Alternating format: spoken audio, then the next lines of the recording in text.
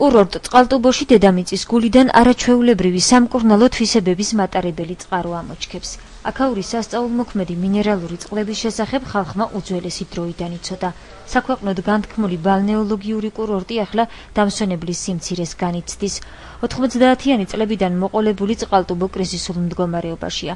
საკურორტო დაწესებულებები აფხაზეთიდან დევნილ მოსახლეობას აქვს დაკავებული და ერთ დროს ცნობილი სანატორიუმების ეზოში მსხვილფეხარ ქოსანი პირუტყვი თამამად სეირნობს.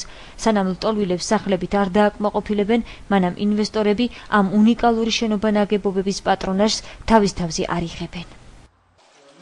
თერმორადონული წყლები თითქმის მთელ მსოფლიოშია განთქმული.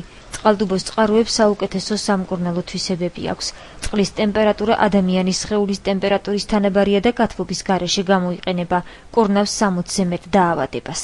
აქ მკურნალობენ ისე დაავადებებს, როგორიც არის მაგალითად საყრდენ მამოძრავებელი სისტემის დაავადებები, ეს ძვალსახსროვანი სისტემა, კუთხოვანი სისტემა, ცენტრალური და პერიფერული ნერვული სისტემის დაავადებები, გულსიძახთა სისტემის დაავადებები, გინეკოლოგიას მკურნალობენ, მათ შორის უნაყოფობას წარმატებით და კანის ზოგიერთი სახის დაავადებები. აი ამ დაავადებებს წყალტუბოში საკმაოდ წარმატებით მკურნალობენ. ხელმისაწვდომი ფასები არის 2 ლარიდან დაწყებული და უმაქსიმუმეს 15 ლარი არის, აი ხელით მასაჟი რომ არის საკმაოდ რთული პროცედურაა და შრომატევადი, ეს საერთო მასაჟი მთელი სხეულისა ჯდება 15 ლარი ერთი პროცედურა.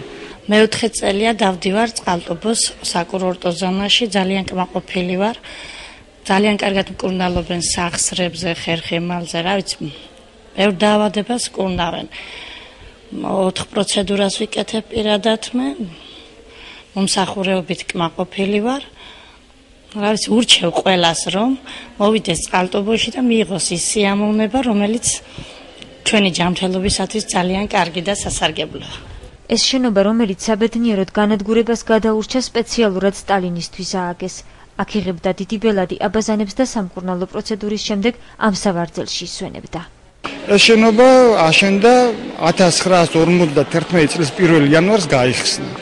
სხვათაშორის სპეციალურად აშენდა სტალინისთვის 9 თვეში, რადგანაც მან გადაწყვიტა მეორეჯერ უკვე წყალტუბოში ჩამოსვლა სამკურნალოდ, პირველად 1931 წელს ისვენებდა, შემდეგ უკვე მეორეჯერ და როდესაც გაიგეს რომ სტალინი მოდიოდა, სასწრაფო წესით ააშენეს აი ეს შენობა.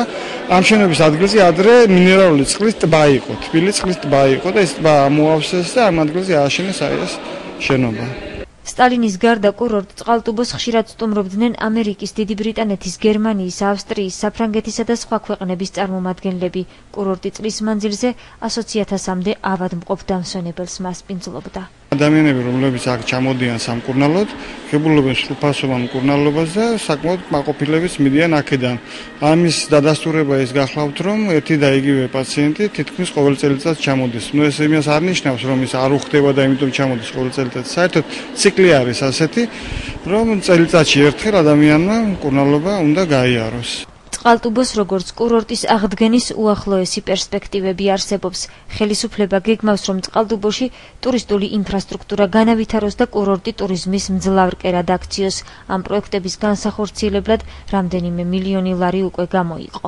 დაწყებულია წყალტუბოში სათაფლის ღვინის რეაბილიტაცია, შემდეგ სოფელ წყალტუბოში ყუმისთავის მიმართულებით ახალი ღვინის პრომეთეეს ღვინის შენებლობა, იქ 7 მილიონი ლარი ხარჯება სათაფლიაში, 16 პრომეთეეს ღვინეზე გარკვეული ინფრასტრუქტურა იქ იქნება და სამუშაო ადგილებიც იქ შეიქმნება. და თუ ყველა წამოწყებული პროექტი სისრულეში იქნება მოყვანილი, წყალტუბოს გამაჯამსაღებელი აბაზანები ადამიანის ჯანმრთელობის შენარჩუნებასთან ერთად ქვეყნის ეკონომიკურ განვითარებაზე უდიდეს გავლენას მოახდენს.